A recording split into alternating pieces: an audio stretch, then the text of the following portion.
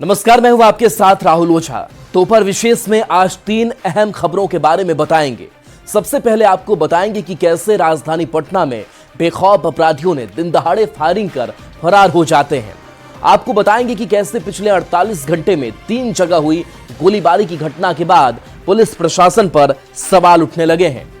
दूसरी खबर में आपको बताएंगे कि गोपालगंज में 1974 में बना एक पुल कभी यहां के लोगों के लिए वरदान बना था, लेकिन आज यही पुल इलाके के लोगों के लिए बड़ा खतरा बन चुका है। हालात ये है कि जब पुल जर्जर हो चुका है और कभी भी बड़ी दुर्घटना हो सकती है। आपको बताएंगे कि आखिर कैसे 2008 में इसके समानांतर बन रहा पुल इतने सालों के बाद क्यों अधर में लटका हुआ है, और आखिर में आपको बताएंगे कि कैसे कोरोना ने एक बार फिर से देश में दस्तक दी है। आपको बताएंगे कि कोरोना का ये नया वेरिएंट कितना खतरनाक है और इसको लेकर डॉक्टर क्या कह रहे हैं।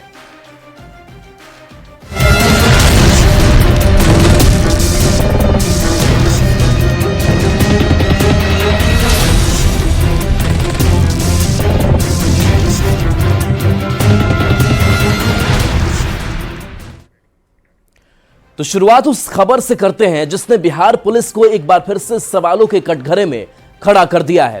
दरअसल बिहार की राजधानी पटना में पिछले 48 घंटे में 3 जगहों पर गोलीबारी की घटना हुई, जिसमें एक व्यक्ति की मौत भी हो गई।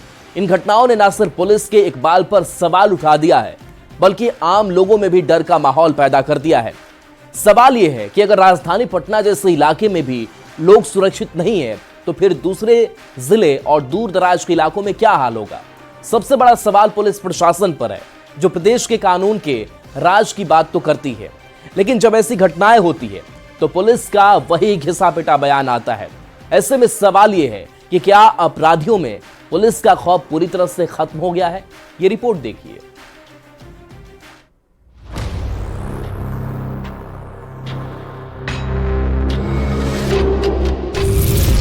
राजधानी पटना में ये क्या हो रहा है। 48 घंटे में तीसरी बार गोलीबारी। क्या खत्म हो गया है पटना पुलिस का इकबाल, जहां बैठते हैं बड़े बड़े पुलिस अधिकारी, वहीं बेखौफ होकर घूम रहे अपराधी।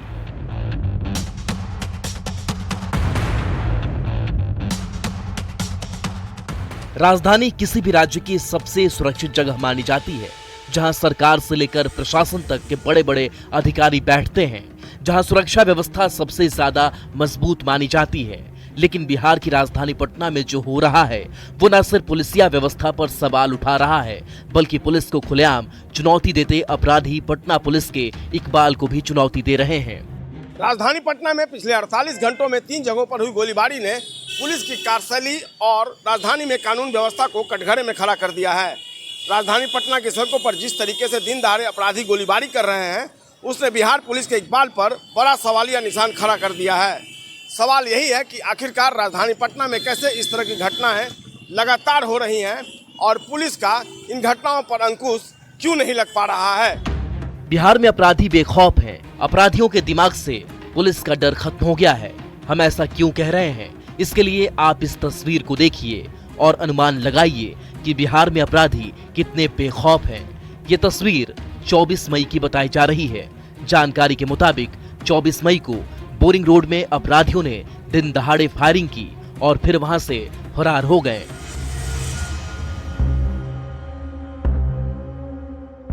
इस घटना को उस जगह अंजाम दिया गया जिसे पटना का सबसे भीड़ भाड़ वाला इलाका कहा जाता है।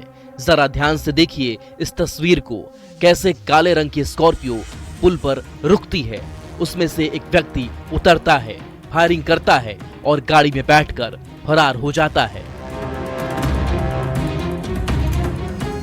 ये पहली घटना नहीं है जब पुलिस की कार्यशैली पर सवाल खड़ा किया जा रहा है।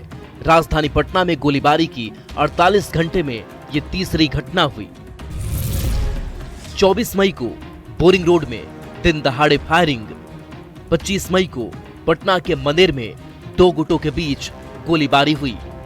26 मई को पटना के जगनपुरा में एक व्यक्ति को गोली मार दी गई। पटना में 48 घंटे के अंदर तीसरी बार गोलीबारी हुई। जगनपुरा में हुई फायरिंग में घायल व्यक्ति की इलाज के दौरान मौत हो गई। वहीं 24 मई को बोरिंग रोड में हुई फायरिंग का सीसीटीवी फुटेज भी सामने आ गया है। सवाल है कि क्या पटना पुलिस का इकबाल खत्म हो गया है? इसके अतिरिक्त थाना क्षेत्र में जहां पर आपराधिक घटनाओं में वृद्धि देखी जा रही है, उन सभी थानों की समीक्षा करने के लिए अनुमंडल पुलिस पदाधिकारियों को निर्देशित किया गया है। 2 से 3 दिन के अंदर वो सभी लोग अपने अपने थानों का समीक्षा करके अपने पुलिस अधीक्षक को समर्पित करेंगे प्रतिवेदन, और पुलिस अधीक्षक गण उन सभी को देखकर और एक बार कंसोलिडेटेड रिपोर्ट हमारे पास आएगी, हम लोग फिर उसको देखकर बैठेंगे, देखेंगे। जो भी कहीं पर कमी दिखती है उसको सुधारने की कोशिश की जाएगी। पुलिस की प्राथमिकता हमेशा से क्राइम प्रिवेंशन रही है और रहेगी। पुलिस कानून व्यवस्था को लेकर बड़े बड़े दावे करती है, लेकिन ये तस्वीर न सिर्फ पुलिस के दावों की पोल खोल रही है, बल्कि बिहार में अपराधी किस तरह से बेखौफ होकर घूम रहे हैं उसकी गवाही भी दे रही है। अब जरा इस तस्वीर को भी देख लीजिए। ये तस्वीर बिहार के किसी दूर दराज इलाके की नहीं है, बल्कि राजधानी पटना की है, जहां बड़े बड़े पुलिस अधिकारी बैठते हैं। ये तस्वीर 24 मई को बोरिंग कैनाल रोड पर हुई फायरिंग की है। आपको ये जानकर और भी ज्यादा हैरानी होगी कि जिस वक्त फायरिंग हुई उस वक्त एडीजी लॉ एंड ऑर्डर वहां से गुजर रहे थे। एडीजी के बॉडीगार्ड ने जवाबी फायरिंग भी की, जिसके बाद 4 लोगों को गिरफ्तार भी कर लिया गया। इस भीड़ को देखिए, तस्वीरें बताने के लिए काफी हैं कि यहाँ कोई अपराध हुआ है। जी हाँ, ये तस्वीर पटना में 48 घंटे के अंदर तीसरी गोलीबारी के बाद की है। रामकृष्ण नगर थाना क्षेत्र के जगनपुरा में अपराधियों ने एक व्यक्ति को गोली मार दी, जिसकी मौत इलाज के दौरान हो गई। सूचना मिलने पर तुरंत पुलिस पहुंच के वो अनुसंधान प्रारंभ की है, तकनीकी जांच चल रही है, जल्दी से इसमें उद्भेदन हुई। प्रारंभिक जांच में क्या कुछ पता चला? प्रारंभिक जांच में सस्पेक्ट का नाम आ रही है सामने, इस बारे में जांच होगा, तकनीकी जांच होगा, जल्दी से इसमें उद्भेदन होगा। अपराध होता है, पुलिस कार्रवाई करते हुए गिरफ्तारी भी करती है, लेकिन बावजूद इसके ना तो आपराधिक घटनाएं रुकती हैं, ना ही गोलीबारी की घटनाएं। ऐसा हम इसलिए कह रहे हैं कि इस घटना के कुछ ही घंटों बाद तीसरी बार गोलीबारी होती है और उसमें एक व्यक्ति की जान चली जाती है। ऐसे में सवाल उठता है कि राजधानी पटना में कैसे सुरक्षित महसूस करें लोग? क्या पटना में पुलिस का खौफ खत्म हो गया है? 2 दिन में फायरिंग की 3 घटना और कितना इंतजार? अपराधियों पर एक्शन में कब आएगी पुलिस? निलंबन की कार्रवाई सिर्फ आई वॉश तो नहीं। पटना में अपराधियों के तांडव मचाने के बाद दोषियों पर कार्रवाई भी हुई है। इस पूरे मामले को पटना पुलिस प्रशासन के आला अधिकारियों ने गंभीरता से लिया है और इस मामले में दारोगा, एएसआई और सिपाही को सस्पेंड भी किया गया। लेकिन सवाल उठता है कि क्या इस कार्रवाई के बाद अपराध पर लगाम लगा है? जिस तरीके से लगातार अपराध की वारदातें हो रही हैं, कम से कम उससे तो ऐसा नहीं लगता है। तो सवाल तो उठेंगे ही। सवाल उन लोगों से भी पूछे जाएंगे जिनके कंधों पर बिहार में कानून व्यवस्था को ठीक करने की जिम्मेवारी सौंपी गई है। राजधानी पटना में 48 घंटे में गोलीबारी की घटना ने पुलिस को एक बार फिर से कटघरे में खड़ा कर दिया है। सवाल उठता है कि क्या बिहार पुलिस सिर्फ कानून व्यवस्था के ठीक करने के हवाई दावे करती है, लेकिन जिन 3 घटनाओं के बारे में हमने आपको बताया वो तो सिर्फ राजधानी पटना की है, जबकि पूरे बिहार में हर दिन गोलीबारी और अपराध की कई खबरें आती है, जिस पर लगाम लगाने की जरूरत है।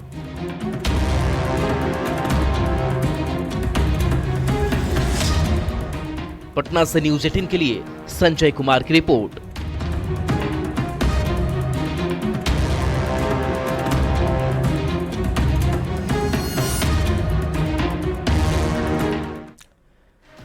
अब चलते हैं दूसरी खबर की ओर। गोपालगंज में 1974 में गंडक नदी पर डुमरिया पुल का निर्माण कराया गया था, लेकिन अब पुल की हालत ऐसी है कि पुल जर्जर हो चुका है। गाड़ियों के गुजरने पर पुल कांपने लगता है। हर साल पुल पर दर्जनों हादसे होते रहते हैं, लेकिन आज तक इस पुल की मरम्मत नहीं कराई गई। वहीं जब स्थानीय लोगों ने नए पुल की मांग की तो 2008 में नए पुल का निर्माण तो शुरू हुआ, लेकिन इतने सालों के बाद भी इस पुल का निर्माण अधूरा है।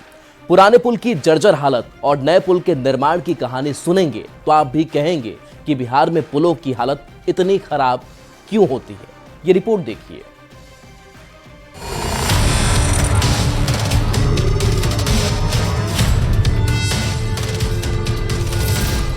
जर्जर हालत में गंडक नदी पर बना डुमरिया पुल। भारी वाहन गुजरते ही कांपने लगता है ब्रिज।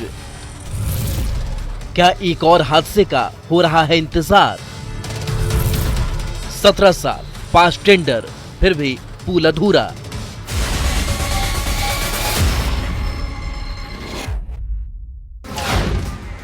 बिहार में पुल बनने और गिरने की कहानी आपने कई बार सुनी होगी। बिहार में कभी पुल बनते बनते गिर जाते हैं तो कई बार बनने के कुछ दिन के बाद ही पुल समाधि ले लेते हैं। लेकिन हम आपको एक ऐसे पुल की कहानी बताएंगे जिसे अगर जल्द मरम्मत नहीं किया गया तो इसे भी जल्द समाधि लेने में ज्यादा वक्त नहीं लगेगा। यह है दिल्ली को गुवाहाटी से जोड़ने वाली ईस्ट वेस्ट कॉरिडोर यानी कि NH-27। इस पुल का जितना महत्व गोपालगंज के लोगों के लिए है उससे ज्यादा एक वक्त पर इस पुल का इंटरनेशनल महत्व था। 1962 में इंडिया चाइना वॉर के बाद सेना को बॉर्डर तक भेजने के लिए गंडक नदी पर पुल बनाने की जरूरत थी। 1971 में इस पुल का निर्माण शुरू हुआ। 1974 में ये पुल बनकर तैयार हुआ।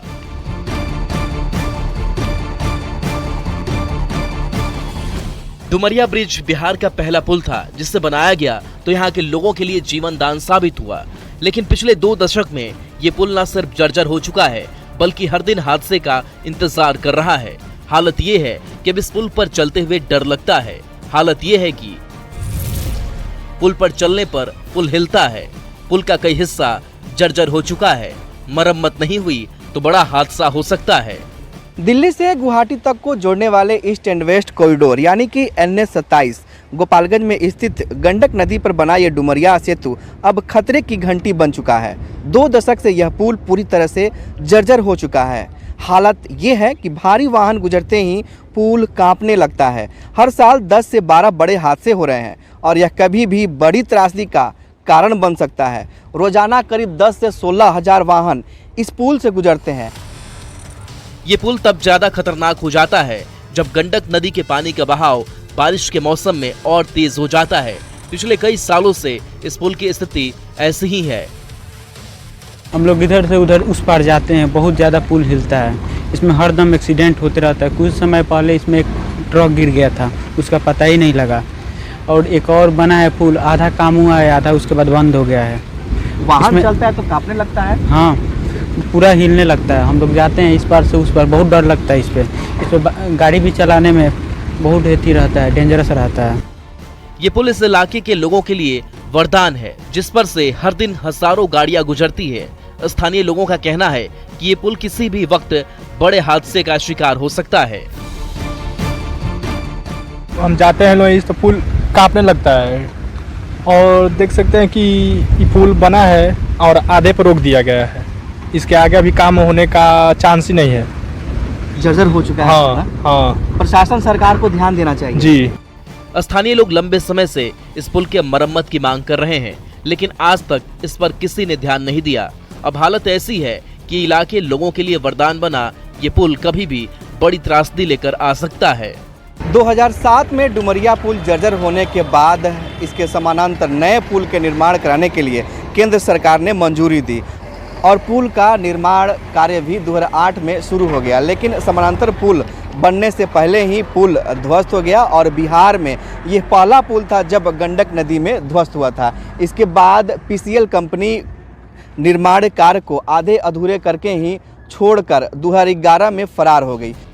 हालांकि सरकार इस पुल के जर्जर हालत को देखते हुए इसी पुल के समानांतर नए पुल के निर्माण को मंजूरी दी थी जिस पर काम भी शुरू हुआ। लेकिन इतने सालों के बाद भी ना तो नया पुल बन सका ना ही पुराने पुल की मरम्मत की गई। हालत ये है कि पुराना पुल कभी भी जल समाधि ले सकता है। 2008 में गंडक नदी पर नए पुल का निर्माण शुरू हुआ। तब नए पुल के निर्माण के लिए 88 करोड़ रुपए की मंजूरी मिली थी। पुल के निर्माण का काम PCL कंपनी को दी गई। निर्माण के दौरान 2011 में पुल का एक पाया धंस गया जिसके बाद PCL कंपनी काम छोड़कर फरार हो गई।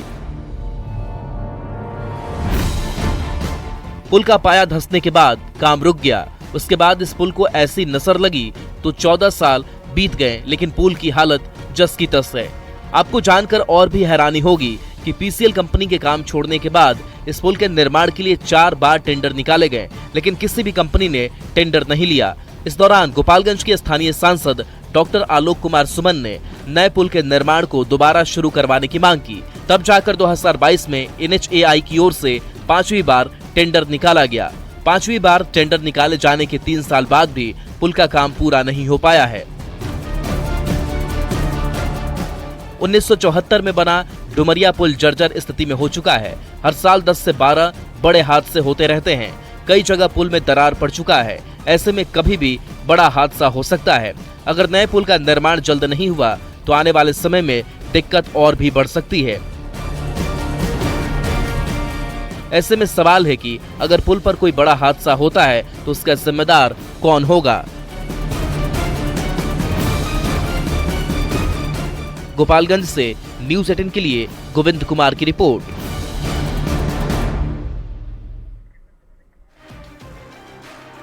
अब बात करते हैं देश में बढ़ते कोरोना की। जब लोगों को लग रहा था कि कोरोना अब चला गया है, देश की अर्थव्यवस्था पटरी पर आ गई है, हम दुनिया की चौथी सबसे बड़ी अर्थव्यवस्था भी बन चुके हैं, तब कोरोना की एक बार फिर दस्तक ने लोगों को डरा दिया है। देश में एक बार फिर कोविड-19 के मामले तेजी से बढ़ रहे हैं, जिसके बाद ये सवाल पूछा जा रहा है कि क्या कोरोना की नई लहर आने वाली है। दरअसल साल 2025 में पहली बार देश में कोरोना के एक्टिव केस की संख्या 1000 के आंकड़े को पार कर चुकी है। ये रिपोर्ट देखिए।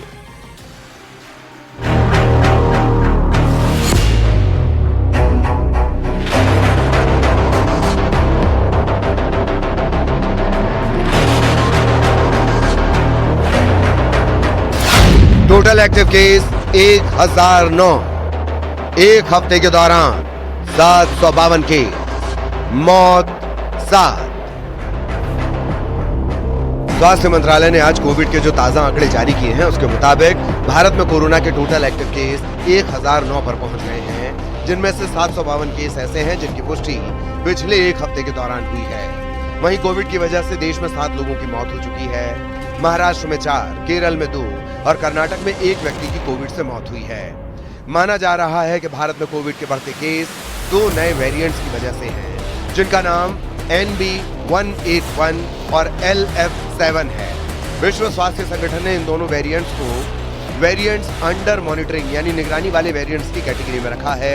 इन्हें अभी वेरिएंट्स ऑफ कंसर्न या वेरिएंट्स ऑफ इंटरेस्ट के रूप में नहीं बांटा गया है। इसीलिए फिलहाल कोविड के बढ़ते मामलों को लेकर डरने की जरूरत नहीं है, लेकिन हर किसी को सतर्क रहना जरूरी है। इसीलिए डॉक्टर्स का भी कहना है कि कोविड को लेकर देश में जो लोग सावधानियां पहले बरतते थे, जैसे मास्क पहनना, हाथों को साबुन से धोना, भीड़ भाड़ वाली जगहों पर जाने से बचना, उनका पालन शुरू कर देना चाहिए।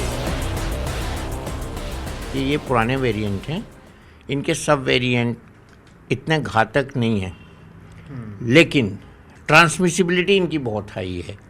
तो अगर एक को होगा घर में तो और लोगों को होगा। तो इसलिए हमको उन लोगों को बचाने के लिए जो हमारे घर में बूढ़े हैं, वृद्ध हैं और बच्चे हैं, या जिनमें इम्यूनिटी कम है, कोई पेशेंट लिवर का है, हार्ट का है, ब्लड प्रेशर का है, उनको बचाने के लिए हमें एहतियात ज़रूरी है। और हम ये भूल रहे थे मास्क, इसको याद दिलाने के लिए वेरिएंट आए हैं। ये हमारी और बीमारियों से भी हिफाजत करेंगे, निमोनिया से भी करेंगे, वायरल इलनेसेस से भी करेंगे और पोल्यूशन से भी करेंगे। घबराना बिल्कुल नहीं है, पैनिक नहीं होना चाहिए। न तो किसी इंडिविजुअल, किसी व्यक्ति को भी पैनिक नहीं होना चाहिए, घबराहट, किसी परिवार को नहीं, किसी समाज, राज्य, कहीं भी पैनिक नहीं होना चाहिए।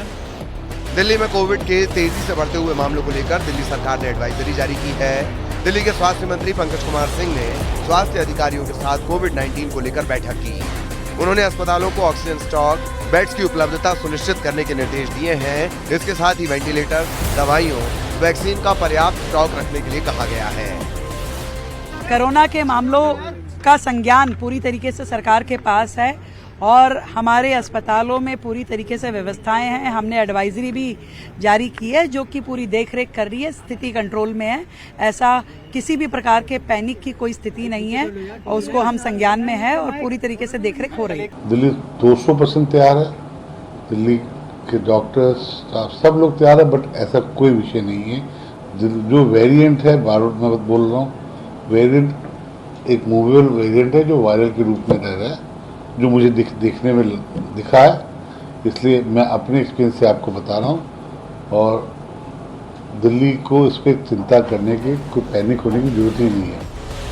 इधर मध्य प्रदेश में भी कोरोना के मामलों में तेजी देखने को मिल रही है, जहां इंदौर और उज्जैन से कोविड के केस सामने आए हैं। बीते 3 दिनों में इंदौर से 6 कोरोना पॉजिटिव केस आए, इनमें से 5 इंदौर के रहने वाले थे। एडवाइजरी हेल्थ डिपार्टमेंट ऑफ जो स्टेट से तो नहीं आई, सेंट्रल गवर्नमेंट से जरूर एक एडवाइजरी जारी हुई कि जितने भी सारी और जो LRI की जो केसेस आ रहे, आप जो सीवियर वाले जो निमोनिया के केसेस आ रहे, तो इनके हमको पॉजिटिव केसेस आ रहे हैं, उनको होम आइसोलेशन वगैरह करना और साथ ही साथ उनकी जीनोम सीक्वेंस भी कराना है ताकि जो नया वायरस है डिटेक्ट हो सके। देश में कोरोना के मामले एक बार फिर से रफ्तार पकड़ने लगे हैं। हफ्ते भर में ही यहां संक्रमण के मामलों में तेजी से वृद्धि देखी गई है, जिसने लोगों को डरा दिया है। Bureau report, news 18। ऑपरेशन सिंदूर के बाद पाकिस्तान की बदनाम खुफिया एजेंसी ISI फिर भारत में अशांति फैलाने की साजिश में जोर शोर से लग गई है। माना जा रहा है कि न केवल खालिस्तान आंदोलन को जिंदा करना चाहती है, बल्कि देश भर में आतंक की लहर फैलाना चाहती है। चर्चा आम हो चली है कि ISI युवाओं को झांसा देकर जासूसी नेटवर्क में शामिल कर रही है। राहत की बात यह है कि देश की एजेंसियां सतर्क हैं। आइए जानते हैं कि कैसे काम करती है पाकिस्तान की कुख्यात ISI।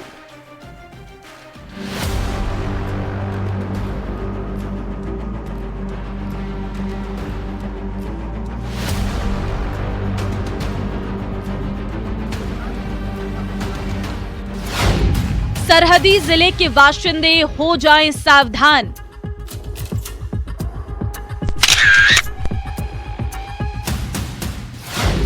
संदिग्ध वस्तु या व्यक्ति दिखे तो खोले जुबान।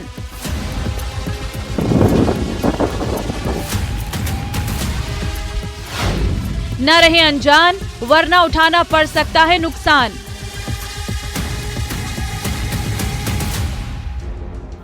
जहां तक नजर वहां तक बियाबान।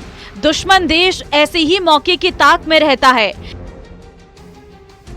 जरा सी सावधानी हटी नहीं कि आतंक के आका नापाक साजिश को अंजाम देने में जुट जाते हैं।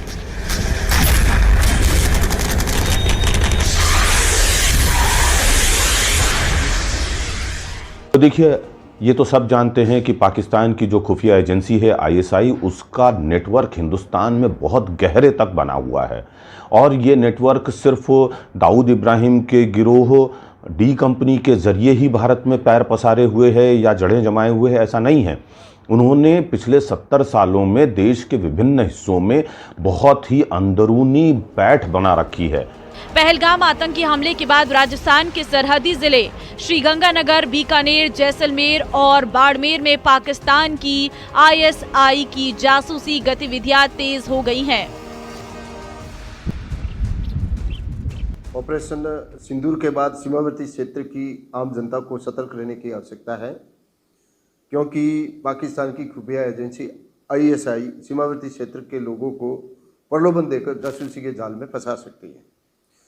इसके लिए बाड़मेर जिले के सभी वटाधिकारियों, थानाधिकारियों को निर्देशित किया गया है कि अपने आसूचना अधिकारियों बीट कांस्टेबल को अपने अपने क्षेत्र में भेजकर आसूचना एकत्रित की जाए और ऐसी कोई संदिग्ध गतिविधियों में पाए जाने पर उनके खिलाफ कानूनी।